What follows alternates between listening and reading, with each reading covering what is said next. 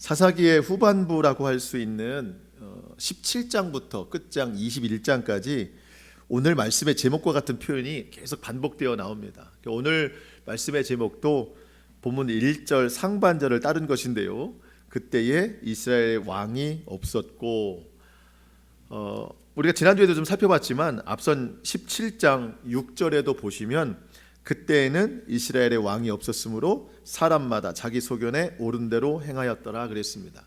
여러분 한 장 뒤를 넘겨보시면 19장 1절도 마찬가지예요.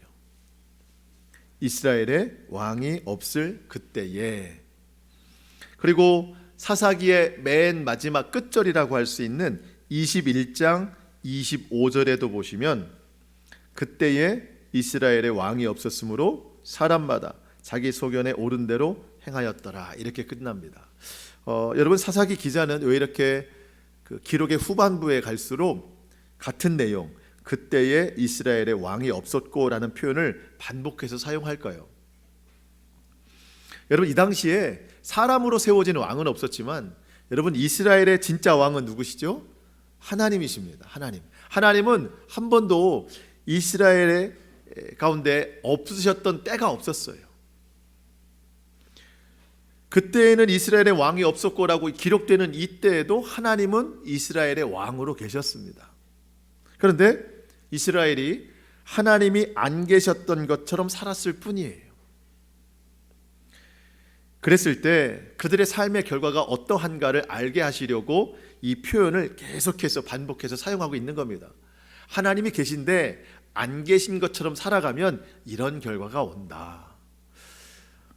여러분 우리 삶에 하나님 계십니까? 여러분 우리 가정에 하나님 계신가요? 분명 하나님이 계신 것은 의심할 여지가 없지만 그 계신 하나님을 정말 잘 믿고 따르는가? 하나님을 믿는 사람도 하나님 없이 살아가는 경우가 많이 있어요. 하나님 믿는 가정인데도 하나님 안 계신 것처럼 살아가는 가정도 많이 있습니다. 여러분 교회도 마찬가지예요. 여러분 교회에 하나님이 안 계시다? 그럴 수 있어요. 교회는 예수 그리스도의 십자가로 구원을 받은 믿음의 공동체가 교회인데 그럼에도 하나님이 안 계실 수가 있어요. 사람이 주인 되거나 하나님 말씀 따라가지 않고 자기 소견에 옳은 대로 그렇게 교회가 진행되어 나간다면 그 교회는 하나님을 찾아볼 수 없는 겁니다. 물론 여러분 우리가 좀 믿음이 없을 수 있어요. 때로는 좀 죄에 허덕일 수도 있습니다. 그렇지만 우리 속에 예수의 생명이 있잖아요. 예수의 생명이 있는 사람은 절대로 그때 이스라엘의 왕이 없었고 이런 표현 듣지 않습니다. 저와 여러분이 오늘 말씀을 통해서 다시 한번 우리의 심령이 하나님을 향한 믿음으로 충만하게 채워질 수 있기를 축복합니다. 정말 다시 한번 예수 그리스도에 대한 사랑으로 우리가 충만하게 회복될 수 있기를 소망합니다.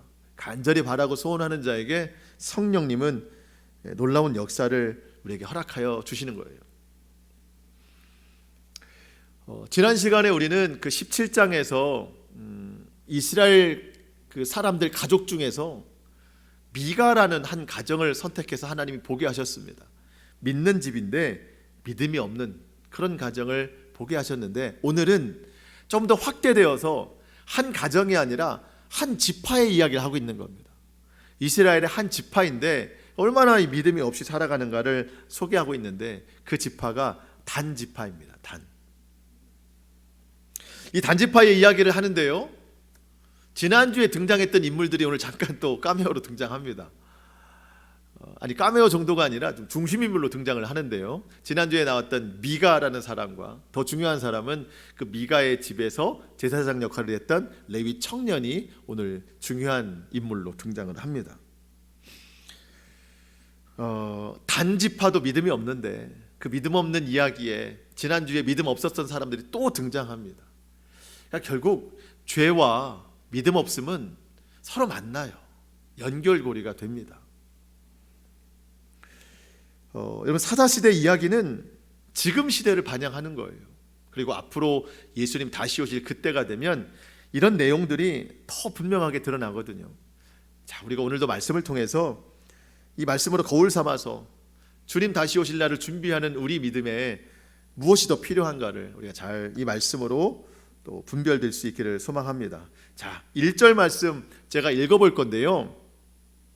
1절 말씀 보시면서 뭐가 좀 잘못됐는가, 한번 좀 신앙생활을 좀 해오신 분들이라면 좀 힌트를 얻을 수 있을 것 같은데요. 한번 1절 제가 읽어보겠습니다. 여러분 한번 생각해 보세요.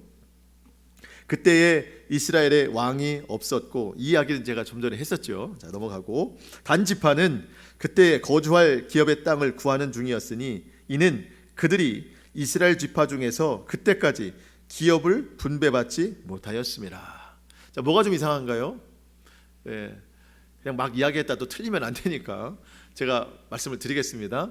여러분, 단 지파가 땅을 분배받지 못했다? 이게 잘못된 거예요. 여러분, 우리가 사사기를 보고 있는데 사사기 앞에 보면 여호수아가 있죠. 여호수아가 이스라엘 백성들과 함께 가나안 땅에 들어가서 12지파에게 땅을 다 배분했습니다. 물론 레위 지파에게만 땅 배분이 안 됐어요. 제사장 역할을 하는 지파이기 때문에 흩어져 살아서 각 지파에 들어가서 예배를 인도해라 해놓고 다른 지파들은 땅을 다 분배했습니다. 오늘 나오는 이 단지파도 땅이 분배됐었어요. 심지어 단지파는 그 땅이 배분됐을 때 그 당시에 그 주변에 있던 이방 족속까지 몰아내면서 그 지역이 확장되었었습니다. 멀지 않으니까 함께 좀 찾아보고 싶은데요. 오늘 본문은 여러분 손으로 좀 잡아두시던가 아니면 성경책에 빨간 줄로 되어 있는 걸 한번 잡아두시고 사사기 앞에 있는 여호수아 19장을 보시겠습니다. 여호수아 19장. 여호수아 19장 47절 말씀 보시겠습니다.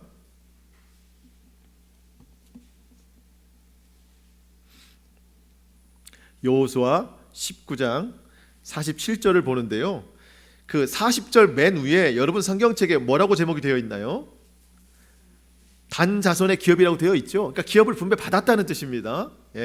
지금 성경에 오늘 본문에는 안 받았다고 했는데 이미 받았어요. 그러면서 47절 말씀 보시면, 그런데 단 자손의 경계는 더욱 확장되었으니 이는 단 자손이 올라가서 레셈과 싸워 그것을 점령하여 칼날로 치고 그것을 차지하여 거기 거주하였습니다. 자, 어때요 여러분? 분배받은 땅만이 아니라 그 주변에 있는 다른 족속까지도 물리쳐서 확장됐었습니다. 이게 단지파의 땅입니다. 그런데 좀 쫓아내기 쉬운 족속들은 무력으로 다 이겼는데 좀 버거운 상대가 있었습니다. 그게 아모리 족속이에요. 아모리 족속. 결국 이 아모리 족속을 쫓아내지 못해서 분배받은 땅까지도 다 뺏긴 겁니다. 자, 사사기 1장 34절입니다. 이것까지만 좀 찾아보겠습니다. 사사기 1장 34절.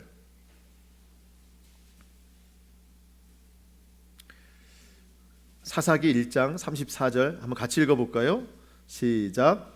아모리 족속이 단 자손을 산지로 몰아넣고 골짜기에 내려오기를 용납하지 아니하였으며. 자, 단 자손을 쫓아버렸습니다. 이 아모리 족속이. 왜 이런 결과가 일어났죠? 하나님이 모든 이방 족속은 다 쫓아내라 했는데 쫓아내기가 너무 버거워서 아모리 족속을 남겨놓은 거예요.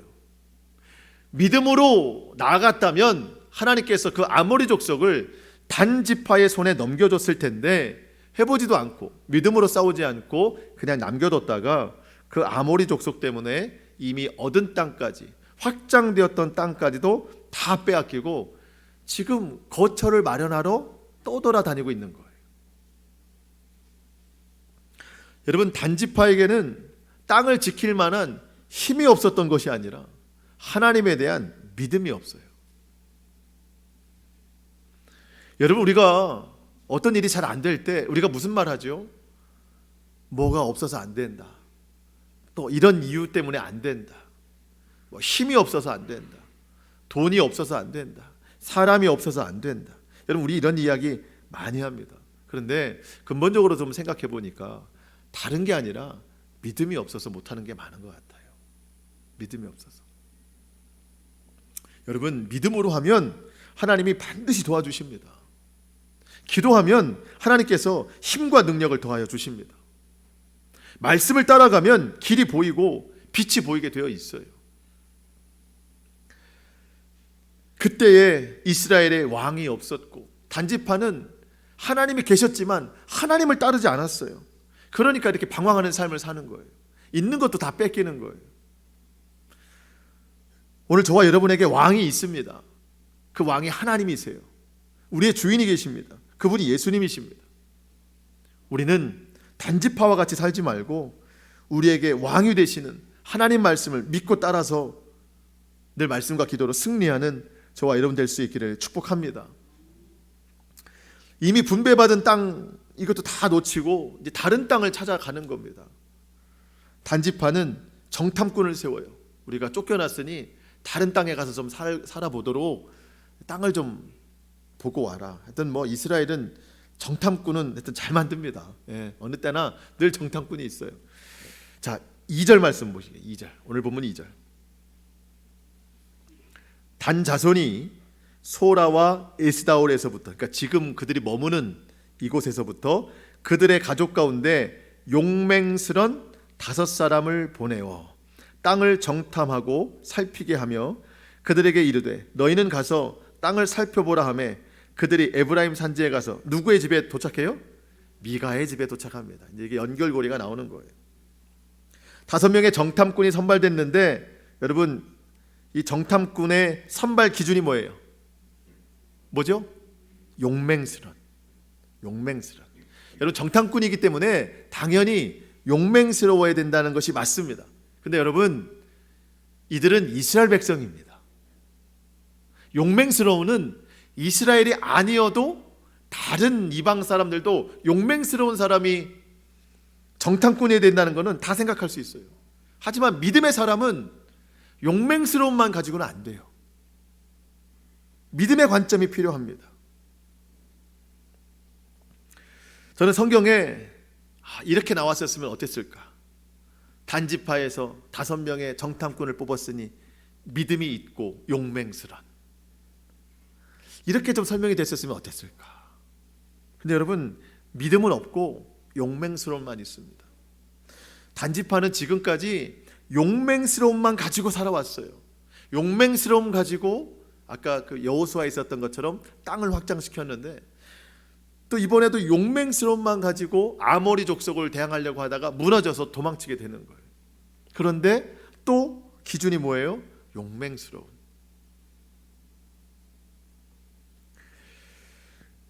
여러분 믿음의 사람들도 이 세상에 대한 어떤 기준이 필요합니다. 꼭 필요해요. 우리도 용맹스러움이 필요합니다. 그런데 그것만 가지고는 안 돼요. 믿음의 기준이 필요해요. 여러분 이미 정탐꾼을 꾸려서 다른 땅을 정탐하게 했다. 이게 이미 잘못된 거라고 그랬잖아요. 왜냐하면 하나님이 정해주신 땅을 떠나면 안 돼요. 약속하신 땅을 떠나면 안 됩니다. 근데 이미 잘못됐어요. 자, 잘못됐다면 왜 잘못됐는가를 생각하고 두 번째로 떠날 때는 잘못하면 안 되는 겁니다. 내가 왜 실패했는가를 알고 그 다음은 실패를 거울 삼아서 믿음으로 도전해야 되는 거예요. 용맹스러움으로 실패했기 때문에 용맹스러움만 가지고는 안 되는 거예요. 믿음이 있어야 되는 겁니다.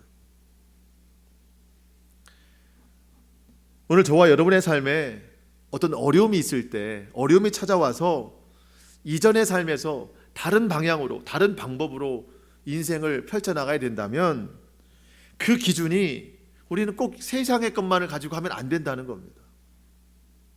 세상 기준을 가지고 실패했다면, 하나님 없이 실패했다면 이번의 도전은, 이번의 새로운 길은, 이번의 정탐은 믿음을 가지고 해야 된다는 거예요. 믿음을 가지고. 하나님이 없는 것처럼 살아가면 안 됩니다. 여러분 우리가 구원받았다고 할 때 거듭났다라고 말하지 않습니까?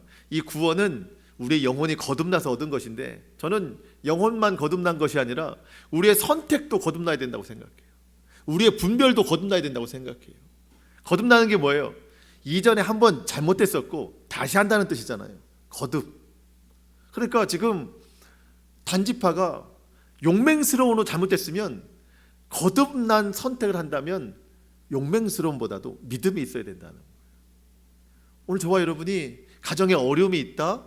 그러면 같은 방법 말고 믿음의 방법을 한번 세워보시기 바랍니다.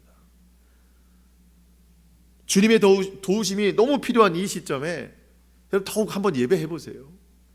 더욱 말씀을 많이 읽고 듣고 집중해 보세요. 그리고 더 많이 한번 기도해 보세요. 그게 거듭난 방법이고 하나님이 그 방법을 선택하여 사용하실 겁니다.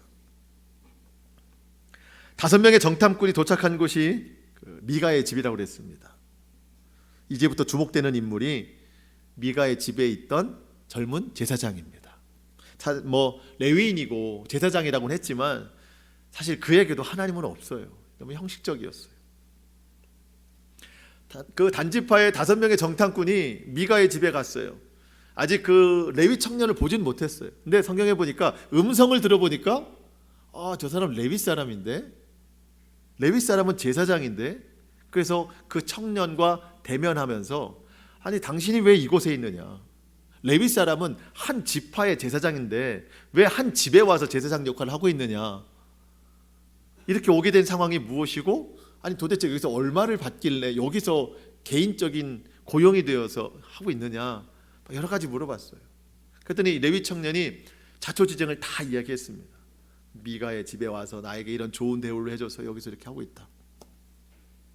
그때 정탐꾼들이 레위 청년에게 물어봅니다. 오늘 보면 5절입니다. 그들이 그에게 이르되 청하건대 우리를 위하여 하나님께 물어보아서 우리가 가는 길이 형통할는지 우리에게 알게 하라.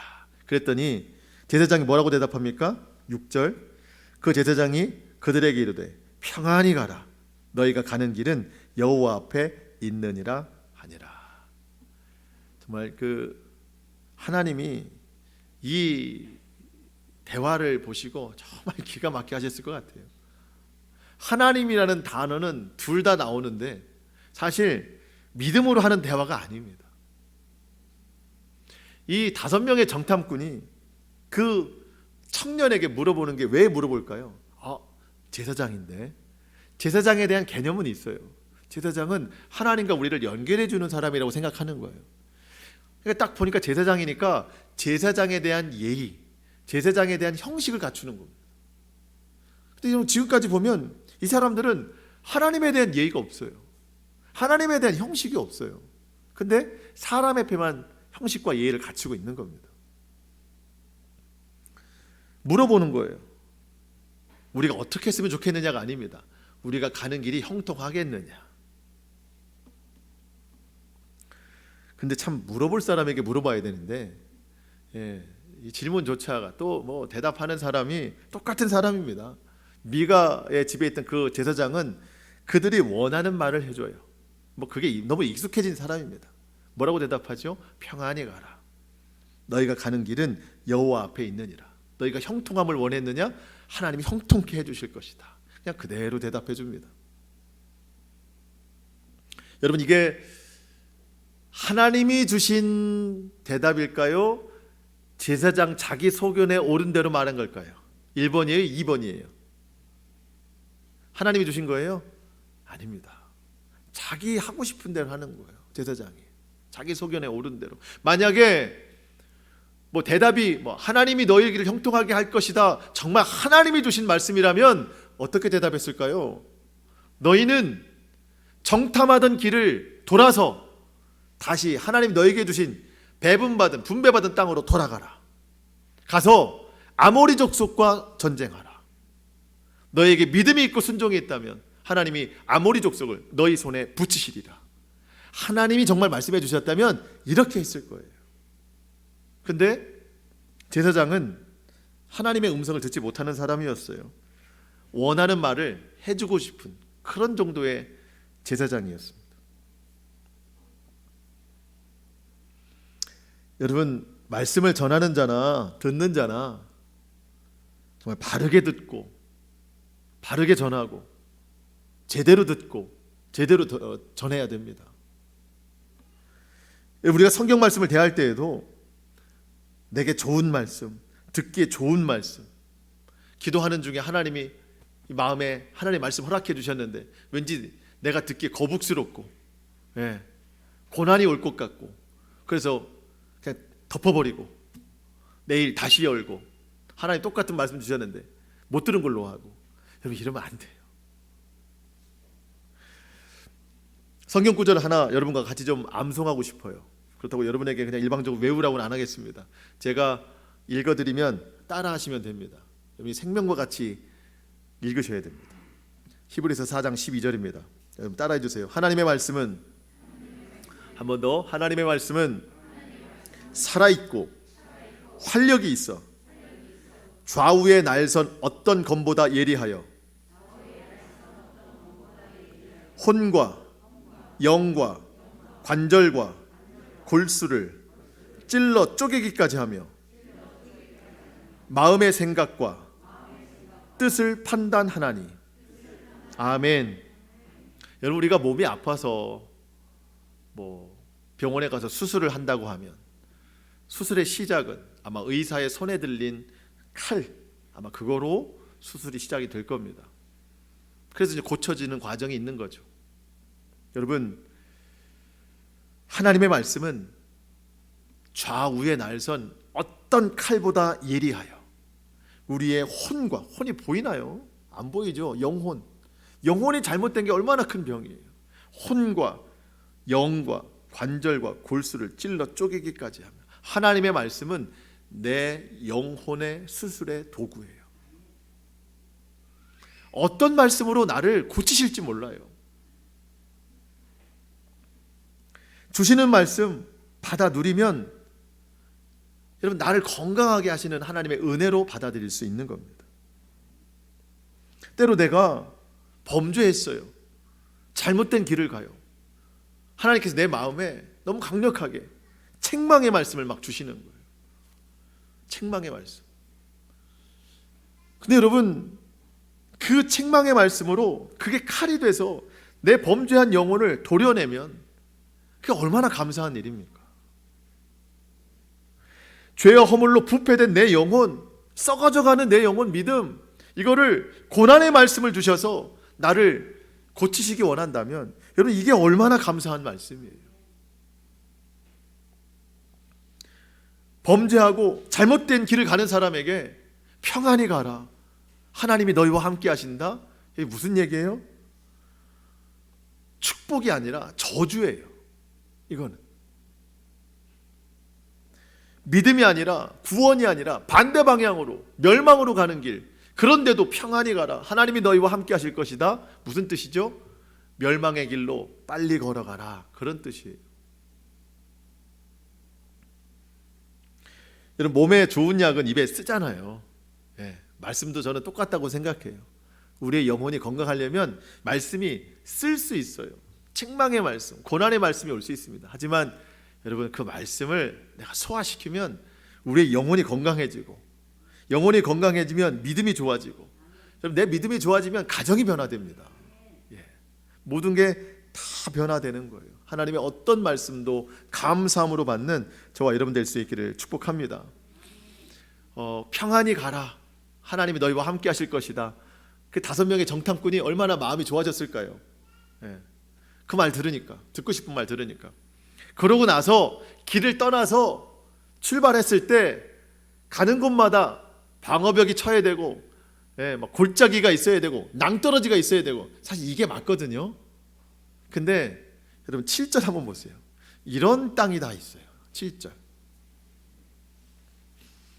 이에 5사람이 떠나 라이스에 이르러 거기 있는 백성을 본즉 염려 없이 거주하며 시돈 사람들이 사는 것처럼 평온하며 안전하니 그 땅에는 부족한 것이 없으며 부를 누리며 시돈 사람들과 거리가 멀고 어떤 사람들과도 상종하지 아니함이라. 여러분, 이런 땅이 다 있어요.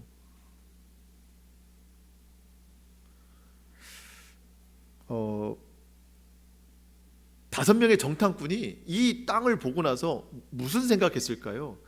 와, 우리의 노력이 헛되지 않았어. 와, 아까 그 젊은 제사장, 능력 있네. 하나님이 축복해 주시니까 그대로 됐어. 하나님 우리를 축복해 주시는 게 맞아. 이런 생각하지 않았을까요? 여러분, 이해가 안 돼요. 이게 우리 삶에도 이런 경우 많이 있잖아요. 아니 어떤 사람은 나는 열심히 기도하고 예배 드리는데도 삶이 참 힘든데, 어떤 사람은 뭐 기도도 안 하고 예배도 안 드리고 그때 하나님이 없는 것처럼 살았는데 그 사람 가는 길이 이 7절과 같은 삶이 막 마주하고 있다. 참 낭망되고 실망이 됩니다. 어떻게 해석해야 돼요? 우리가 지난 시간에도 나눴지만 여러분, 이런 결과가 있다는 것은 하나님이 그들을 축복하신 게 아니라 내버려 두심이에요. 내버려 두심. 무서운 겁니다. 로마서 1장 28절, 또한 그들이 마음에 하나님 두기를 싫어하며 하나님께서 그들을 그 상실한 마음대로 내버려 두사 합당하지 못한 일을 하게 하셨으니. 여러분, 우리는 성경의 이런 결과들을 보면서요, 우리의 삶에서 보고 느끼는 것들이 바뀌어야 된다는 거예요. 여러분, 악인들이 잘 되는 거 부러워하지 마세요. 내버려 두시는 거예요. 그 결과는 불보듯 뻔합니다. 예수 잘 안 믿는 것 같은데 잘 된다? 이런 부러워하지 마세요. 하나님 내버려 두시는 거예요. 이런 생각해야 됩니다. 내가 정말 요즘 예배 안 드리고 기도도 아무것도 안 하고 말씀이랑 거리가 멀었는데 우리 집이 갑자기 잘 돼요. 기뻐해야 돼요? 애통해야 돼요? 애통해야 돼요. 우리 집이 이렇게까지 됐구나. 하나님이 내버려 두시는 집이 됐구나. 당장의 기쁨에 넘어가면 안 됩니다. 하나님 앞에 내 믿음 볼 수 있어야 돼요. 여러분, 밤새 물고기 잡았어요. 베드로가 한 마리도 못 잡았어요. 다음날 새벽에 예수님이 한 번 더 한번 가보자. 깊은 곳에 그물을 내려봐라. 만선이 됐습니다. 밤새 한 마리도 못 잡았는데 얼마나 큰 기쁨이에요. 그거 가지고 빨리 집에 가서 가족들 챙겨야죠. 근데 베드로가 뭐라고 얘기해요? 주여, 나를 떠나소서. 나는 죄인입니다. 아니, 만선의 기쁨인데 그거 감사하다고 안 하고 내가 죄인입니다. 주님, 어쩌면 내가 하나님 믿는다고 살았는데 지금까지 하나님이 내버려 두신 그런 삶을 살았는지 모르겠습니다. 주님 보니까 내가 죄인인 걸 깨달았습니다.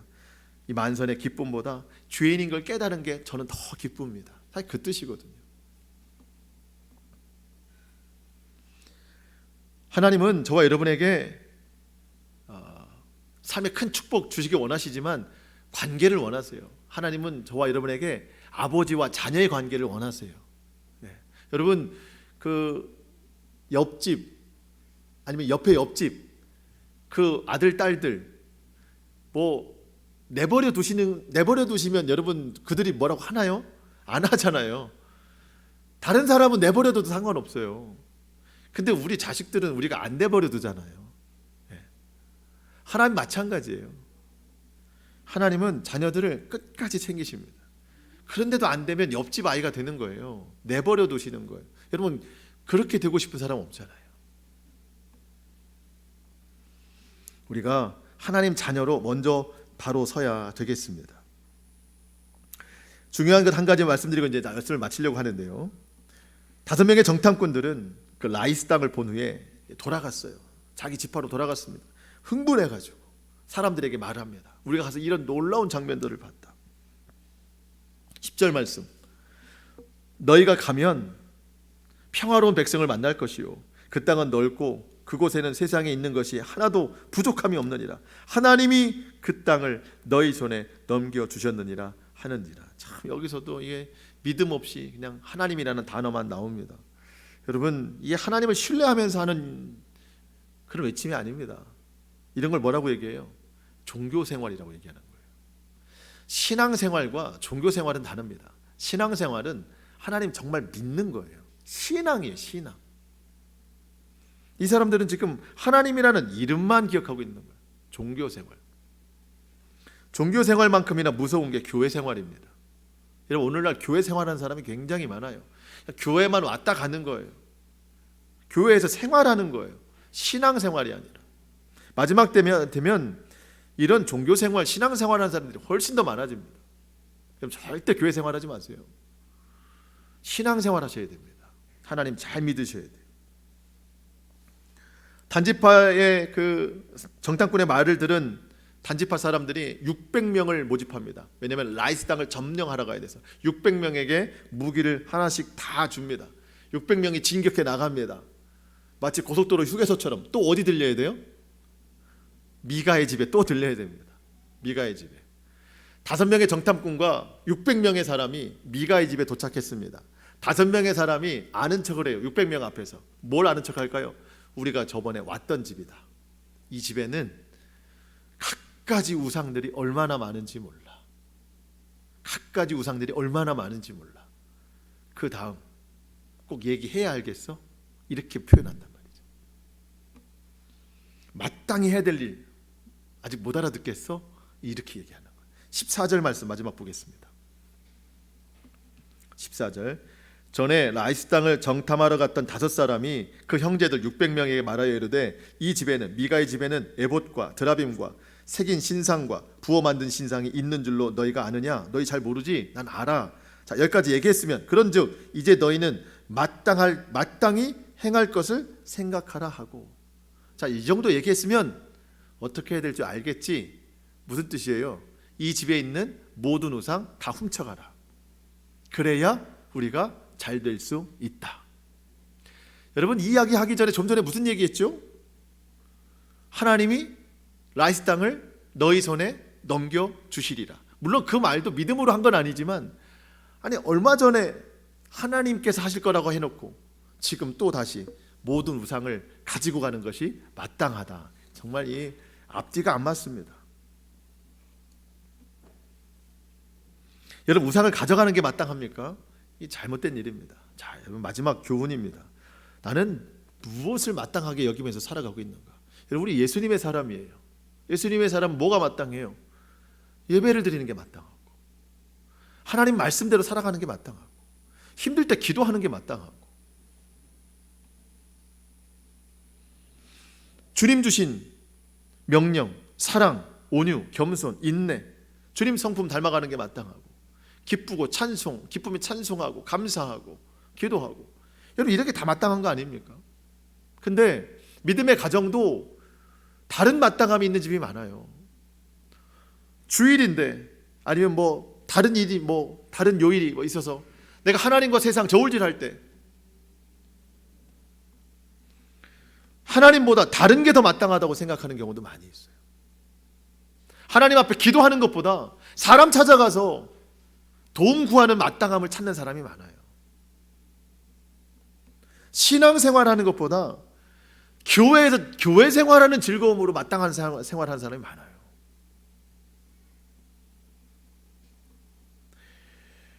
여러분, 우리가 잘못된 마땅함 내려놓고 하나님 앞에 믿음의 마땅함을 온전히 살아내는 저와 여러분 될 수 있기를 축복합니다. 여러분, 예수님은 뭘 마땅하게 생각하셨나요? 죄인된 저와 여러분을 구원하시려고 십자가 지심을 마땅히 여기셨습니다. 지금도 살아계셔서 저와 여러분이 고난 중에 있을 때, 사망의 음침한 골짜기를 다닐지라도 우리가 해를 두려워하지 않는 게 뭐죠? 주의 지팡이와 막대기가 나를 안위하심이 마땅하게 여기시고 내가 그걸 믿기 때문에 우리가 살아갈 수 있는 겁니다. 오늘 나의 마땅함, 잘못된 것이라면 내려놓고 주님 앞에 온전한 믿음의 마땅함을 살아내는 저와 여러분 될 수 있기를 축복합니다. 우리가 이것을 꼭 기억해야 돼요. 개인과 가정에서, 교회에서. 단지파의 600명의 사람들, 5명의 정탐꾼이 미가 청년에게 말합니다. 너 이 집에서 한 가정의 제사장이 될래? 한 지파의 제사장이 될래? 우리가 더 좋은 조건으로 너를 영입할 테니 함께 가자. 이 우상들 가지고 가자. 같이 갑니다. 소명으로 하지 않아요. 돈으로 하는 거예요. 부패하고 타락한 이 영적 이 시대의 그 모습을 보여주고 있는 거예요. 단지파는 무력으로 그 좋은 라이스 땅을 점령합니다. 딱 우상을 갖다 세워놔요. 미가의 집에서 가져온 우상. 여러분, 그 당시에 실로라고 하는 곳에 하나님의 성막이 있는데 대부분의 성도들은 다 거기 가서 예배를 해야 되는데 단지파 사람들은 거기 안 가요. 왜? 이 좋은 땅에서 제단을 만들어 놓고 우상 신당을 만들어 놓고 여기에 우상을 딱 세워 놓고 여기서 예배하는 거예요.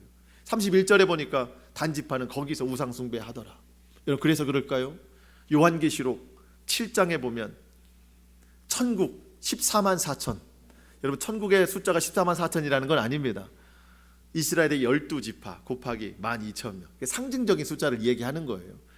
12지파에 단지파 들어가야 돼요? 안 들어가야 돼요?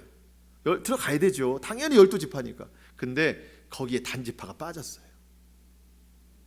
구원받는 백성의 숫자에 단지파가 빠져 있어요. 12지파는 맞는데 요셉 지파와 므낫세 지파가 한 가문에서 둘이 들어가고 단지파의 이름이 없습니다. 왜 그럴까요? 하나님을 예배하지 않고 우상만 예배하기 때문에 그래요. 이게 상징적으로 보여주는 겁니다. 결국 마지막 때 이런 일들이 일어난다는 거예요. 하나님을 예배함이 마땅함이 아니라 우상을 예배함이 마땅함이고 하나님에서 벗어난 일들을 하는 것이 마땅하다고 여기면 결국 결과는 내버려 두심이고 멸망입니다. 저와 여러분이 구원의 바른 길 갈 수 있기를 축복합니다. 말씀을 마치겠습니다. 여러분, 우리는 어느 때라도 정말 하나님 잘 믿고 따라가야 됩니다. 고난 중에라도 말씀 붙잡아야 되고 역경이 있어도 기도로서 승리해야 됩니다. 하루하루 주님과 동행해야 돼요. 말씀이 없으면 우리는 곁길로 갈 수밖에 없어요. 여러분, 오늘 주신 말씀 꼭 기억하십시오. 그리고 한 말씀이라도 붙잡고 일주일 동안 살아가세요. 여러분, 태풍이 오잖아요. 뉴스에서 항구에 있는 배들 막 이렇게 막 넘실거리는 걸 보는데 거기 그냥 줄로 꽉 매여 있으니까 떠내려가지 않아요. 비바람이 아무리 불어도. 여러분, 말씀이 그런 거예요. 말씀 한 구절로 나를 탁 묶어매면 세상에 흘러내려가지 않습니다. 근데 말씀 한 구절이 없으니까 자꾸 떠내려가는 거예요. 오늘 주신 말씀 꼭 기억하셔서 이 한 말씀 붙잡고 일주일 동안 승리하시는 저와 여러분 될 수 있기를 주님의 이름으로 축복합니다. 자, 이 시간 기도하겠습니다.